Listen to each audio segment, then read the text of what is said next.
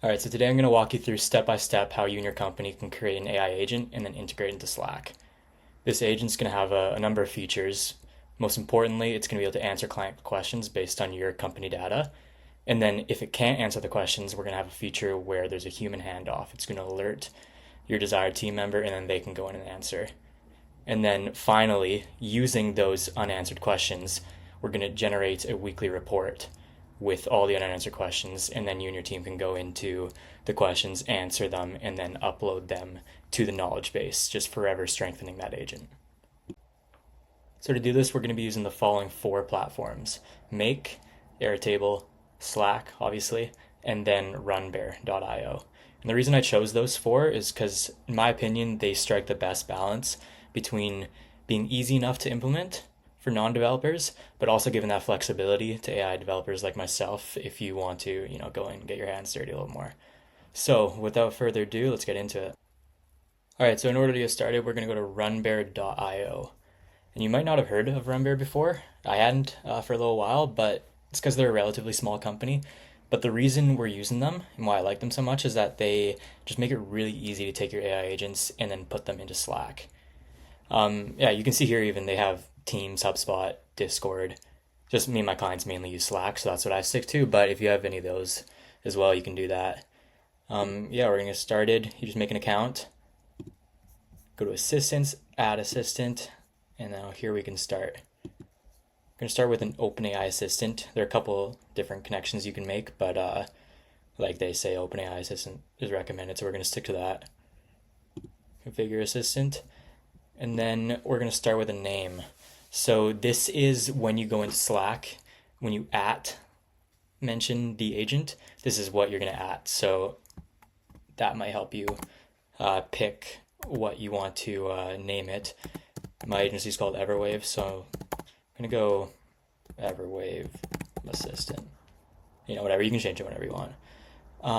And then assistant instructions, I'm going to copy and paste this. I basically just took an old client's and then modified it for my use with Claude. I haven't even really read this, it's just a demo. But it is important though to make your assistant instructions in this kind of format: markdown formatting, role, task, specifics, context, examples. I usually use 3. You can do more. And then notes. And then it might come to the point later we have to look into specifics to troubleshoot, but this is generally the format in which you're gonna create your assistant instructions. I use 4.0. 4.0 Mini could work for sure, but it's really not that big of a deal. It's not that much cheaper, so I go 4.0, and then if you're watching this future and there's a better model out, feel free to use that for sure. And then we want to upload a file. So again, I got Claude to write me just 20 FAQ questions, like dummy data off my business.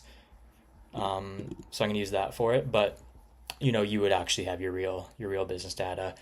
And the way I like to do it is write it in Q&A format: question, answer, question, answer, question, answer. And then you can also just write in plain text, markdown ideally, sentences, paragraphs about your business, but don't overcomplicate it. So once you have that uploaded, we got the actions.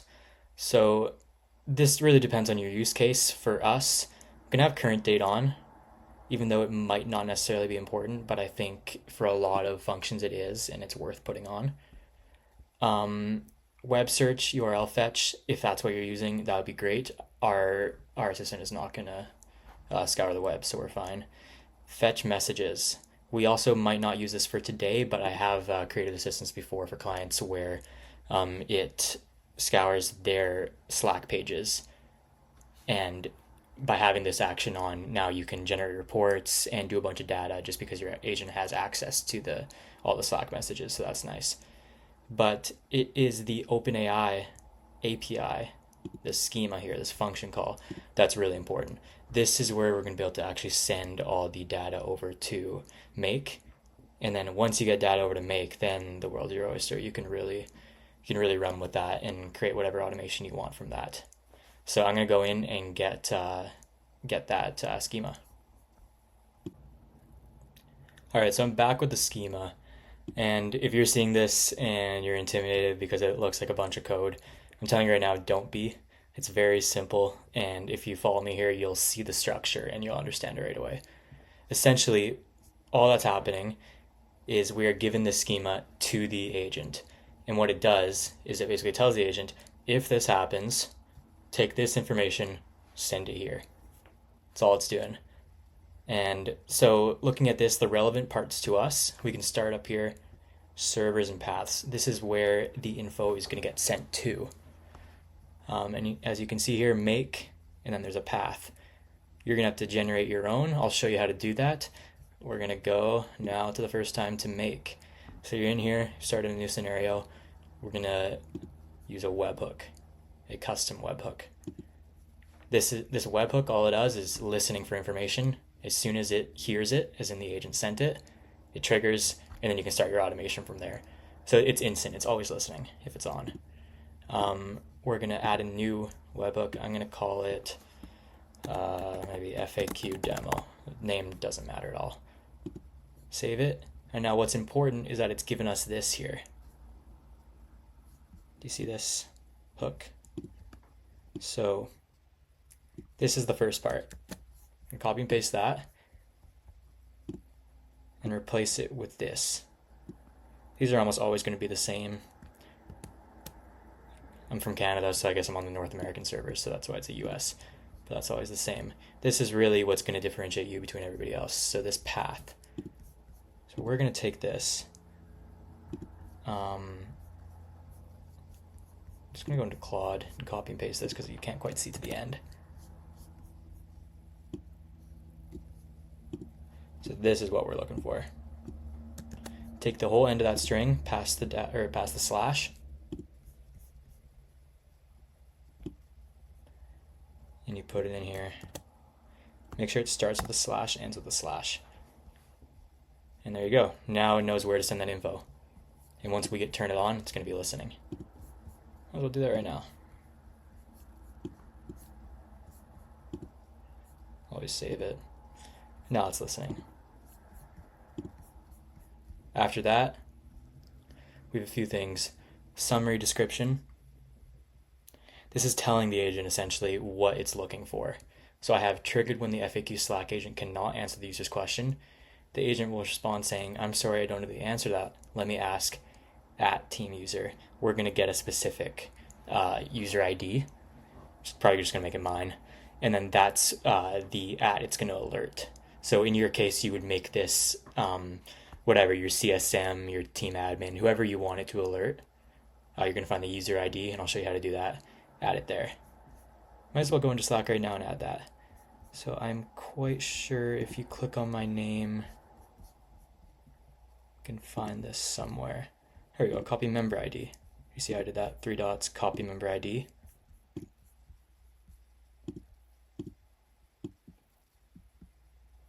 And then we're just going to paste that in there. So when a new message is sent to Slack, it's not going to show this. It's actually going to fill in as Noah Duick, and it's going to highlight it, basically meaning it's hyperlinked. It's going to send a notification. All right, yeah, and sends a question to context to be handled by the Everwade agency team. It's just giving information, just like you would to any LLM. It's giving information. This is what's happening. This is when to trigger. From here, I think we're set. Now the last part we get to here, under properties. You're basically going to have an array, like a list of different things to send. I only have 3 here. First name, question, conversation context. First name might not even be important in your case, but question definitely is if we want to generate that report later. So it's basically saying, get the first name, gives a little description, the name of the user. Question, user question that the agent cannot answer. So whatever you want to do here, you can add your own, and you just give it a little description, and that description is just giving context for the LLM. What is this information, and why would I send it? And there you go. And then we only have first name and question required. Basically, I didn't require context because it might be the first message of the thread, and there is no context, so I don't need that to be required. So hopefully that wasn't too complicated. That's the entire extent of a schema there. Just gonna press done, press update. Make sure to do that in make and Runbear. Update, update, update, so you don't lose anything. And then advanced options, not really important. We have these two on by default, not important. Temperature, I think one's a little high for a non-creative agent like this. I'm gonna go to 0.7. Basically, the lower you go, the more deterministic, the more stable your outputs. And then say if you had a really creative use case, you're developing scripts or whatever, and you want a lot of creativity, you might go higher. But yeah, people usually hang out in this kind of area. I'm gonna make mine 0.7, which is arguably still a bit high, but that's all right. Now we're gonna update it and move on to the next thing. Playground is where you can test it out, but we're gonna go to channels. We're gonna connect to Slack. You can see all those options. Now create a custom Slack bot. I forget if I need this or not. I don't. Yeah, actually, yes, I'm gonna keep that. And we're gonna add a new configuration token. And Runbear is nice. They give you this information here on the spot. So let's just follow it. How to get your Slack refresh token. Click it. And then I'm gonna generate a token because I've already signed in here. You might need to authenticate with Slack, and it won't be complicated as long as you have the email that you signed up for. It'll probably send you a code, all that kind of stuff. I am going to use my agency here and generate, and now we got the refresh token. That's what we need. So I'm gonna copy that, come back to Runbear, and then follow the steps. So I think it's going to take you through what I just did actually. Yeah, generate, copy it, and that's it. So we're going to put that in here and add a connection. Now my agency is there ready to be connected.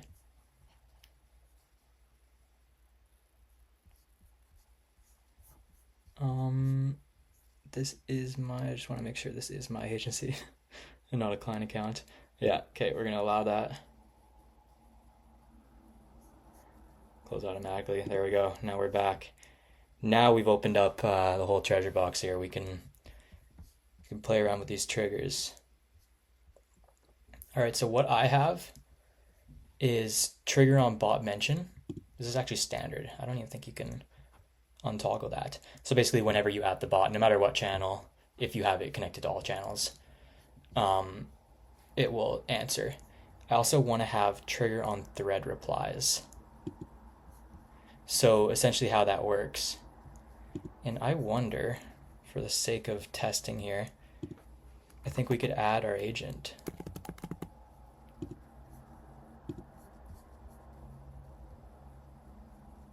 There we go. So we're going to invite them. I just added it, said they weren't in there, so we invited it. Now let's go in and ask a question. I don't even know what's in the dummy data, but let's just say, what is my pricing structure? Or what is your pricing structure? I'm a client here. Whatever it says is not real, by the way.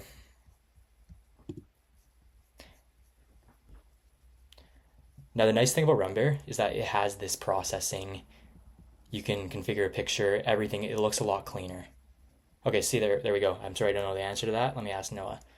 And then this will get sent to that webhook, and we're going to set that up, and we're going to set it to add info to an Airtable, human handoff, all those steps. But in this case, we might not need the human handoff because it added me properly. So I'm going to get a notification. Pretty sure I have one in there. All right. But yeah, as I was saying, Runbear is really nice because it has this loading animation. It looks very clean.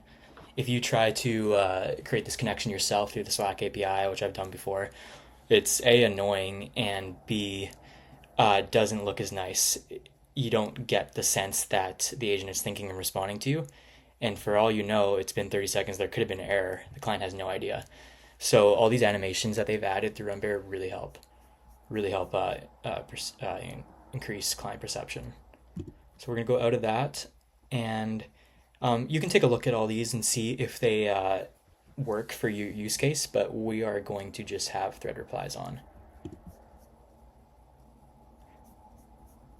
Also, so what that implies too is if I were to respond to this here, I don't even need to add it because it's in this thread, is always going to continue responding in this thread. Now let's go to preferences. Here you can change your app icon. You can add a picture. I'm not going to do that right now, but I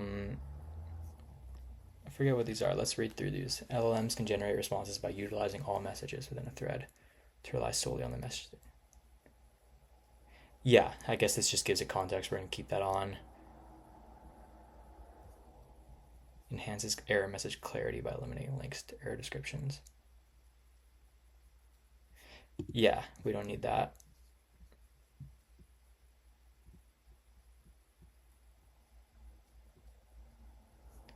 Send a welcome message. You can toggle that on or not.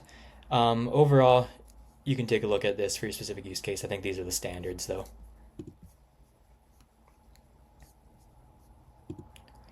And activities is just, a list of activities. Provides analytics as well. And your threads. All right, so that's it for now for the Runbear assistant. We might have to come back in and reconfigure a few things. But for now, I'm going to hop over into Make and start making that webhook. All right, now that we've got all that set up, we're going to need to send some data to the webhook. And that way we can map it to wherever we want afterwards. In our case, it's going to be the Airtable. So we've got this turned on, saved. We're going to run once. Now it's waiting for us to send some data. The way we're going to do that is by adding our assistant. Let's just say, what are your services? Actually, that's a bad idea because what we want is for it to not know the question or not know the answer. That way it'll send to our webhook, because remember it's only going to send it when it says I don't know the answer. So let's say, how many countries have you serviced before? Sure, that's not going to be in there, so we'll send this. As you can see, it gives you a little eyes emoji too, so again, you know that it's processed and it's waiting for you, or you're waiting for it. So it's going to be, oh, you can see right here, it's already popped up. First name, question, how many countries you serviced before, and then the context. So it did provide the context in this case. But yeah, so what's important is that we got this data. So now we're going to go in and map this to our Airtable. We're going to create a new record. And then you're going to have to go in and authenticate by adding here, and then it'll just take you through the steps. You have to log into your Airtable, authenticate it. Nothing too difficult though. And then I'm going to add it to my base and this table I called Slack FAQ demo. So now we can hop over into Airtable and set that up. This is probably the most simple part. All we're going to add, name. This is, by the way, what comes pre-configured when you start a new table. So I'm just going to edit this a bit for our liking. So instead of notes, I'm going to call it question. So we're going to map the question there. Assignee, I don't need that. You might want assignee between multiple different CSMs or whatever. You can keep that. I don't need that. Status. So this is a drop down, which means there's going to be a couple different things. We don't want that. What we want is new and processed. Because remember, what we're going to do later is every week we're going to run an automation where it takes all the new questions, the ones we haven't processed before, and compiles them, runs them through ChatGPT, cleans them up, summarizes them, chooses the relevant questions, and creates a report for you. And then we're going to send that to a Slack channel. So every week you can go into your Slack channel, you can see, 15 new questions were asked this week that we couldn't answer. Let's answer those. You answer them, you add them to your knowledge base. So I just find that to be really important to keep your knowledge base fresh and relevant over time. So that's why we like to do that for clients. Just add a weekly report, and this is going to help us do that. So we have that saved, and then I like to add a created time just so we know when the question was asked. Might not be relevant for any of our automations, but it's good to know. Sorry, my face is in the way. There we go, create field. All right, so that should be set for the Airtable. If I missed anything, we'll come back and add it, but that should be good. So now what we have is I'm going to refresh this. And you can see this is exactly what we have, name, question, status. So we're going to map first name to there. Question. I personally don't think we need a context for this, but if you need that for subsequent automations where you're talking to the agent and needs the context, then that's good information to have. And then you can either write new or map new like this, or you can just write new with text. Doesn't matter. But this is basically meaning that whenever a new record is created because somebody asked a question that couldn't be answered, it gets put to new. And then in another make automation, once we processed it, we're gonna change this to processed. Nothing too crazy there. So that should be good for this one. It's honestly a really easy one. You can change the name here. We're gonna call it maybe add unanswered. No, doesn't matter. All right. So one last thing I forgot to mention was that when you are creating your Airtable account, you will need to find your personal access token. Mine was already connected, so that's why you didn't see it then. But in reality, when you go to do it for the first time, you press add, and you go to authenticate, it's going to prompt you for a personal access token. So here's how to get it. In your Airtable, you'll go to your account, and then Builder Hub. In Builder Hub, under developers, you'll see personal access tokens. By the way, this is all available on a free plan. That's what makes Airtable pretty nice. And you're going to create a new token, give it a name, and then add a couple scopes. What I do is data records read, data records write. I do schema bases read and write, and then I have a webhook. And I've never had a problem with those scopes. And then access, you just got to make sure to give it access to your base. I forgot to do that once, and then I couldn't figure out what wasn't working. So yeah, you got to give access to the base, and then you create a token, and you're going to copy it, go back in here, and you'll see a place for you to paste in your token. And then that'll be the end of your authentication, and then you'll get to this slide. So I hope that helps in case you're stumbling there. Now we're on to the final step. So this is where we're going to create the weekly report. We're going to go in and create a new make automation.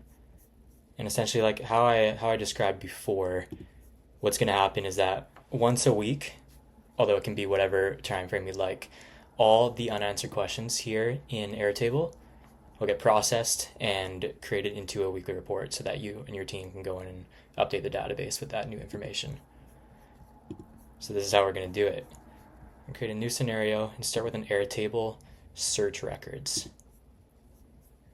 And connect in the same, you don't have to do the authentication again.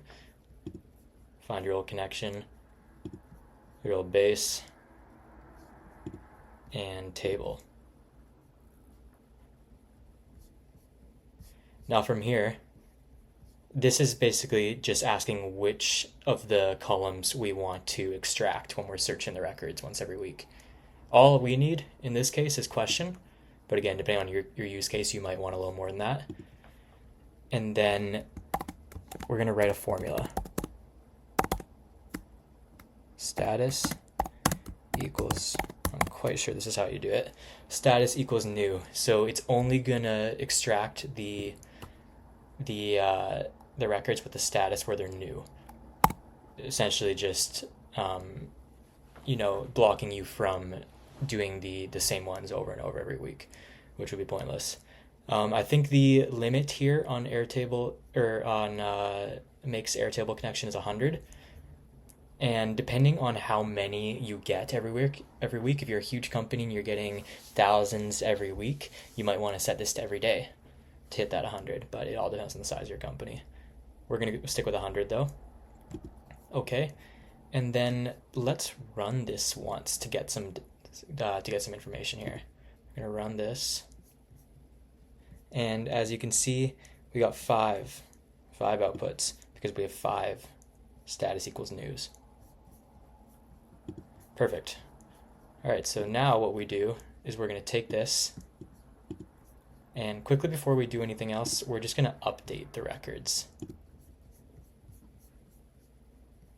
So that, like I said before, next time, now they're processed, we don't do them again. Same setup, and we're gonna map this record ID. That's how it knows which ones were fetched. And it's only the status now that we want to make processed. Simple as that. And now this is the schedule interface. I'm gonna set mine to, let's say, days of the month, and in order to go every week, we can just choose 1, 8, 15, 22nd. You can choose whatever you like. And, oh, that happens a lot. Let's do that again. 1, 8, 15, 22, you know, whatever. And then I'm gonna change this to 9 a.m. So now every one of those 4 days of the month at 9 a.m. this automation is gonna run. I'm not gonna actually activate it yet, but we'll just save it. And then quickly here, we're gonna have a text aggregator. This is a little secret to save you a bunch of operations. So instead of running, you know, say you got the 100 every week, instead of running 100 different GPT modules and 100 different Slack modules that would eat into your operations, we're going to aggregate this all into one bundle. And I believe it is the question that we're going to take. So why don't we test this? It's a good habit to have, is to test after each one. So we're going to run it. It's going to take all 5. It's going to update all 5. See if it did it. Yeah, see, these are all processed now. Perfect. And then it's going to give us one bundle. These are just the 5 questions. Again, these are fake questions I just got from Claude. And I just input it into one text. So now we can feed that one text into a ChatGPT module. And it's that's really going to save us a bunch of operations. We're going to use create a completion and create an OpenAI connection. This one's a lot simpler. I already have one connected, but if you don't, you just have to go find your OpenAI API key in the docs there. It's not very difficult. We are going to use 4.0 system, and that should be plenty. But let's just change it to 4,000 to be really sure. And then we're gonna need a developer or a system prompt and a user prompt. I think I have mine copy and pasted. There we go. So this is a similar style to before, where you have that task. You might have context, examples. It formats it really bad, of course, when you copy and paste it. If this were me and I was actually doing this for real, I would go in and format all those, but I'm not gonna waste your time with that. We'll stick that like that. And then I'm also going to quickly copy and paste my user prompt here, which is right here.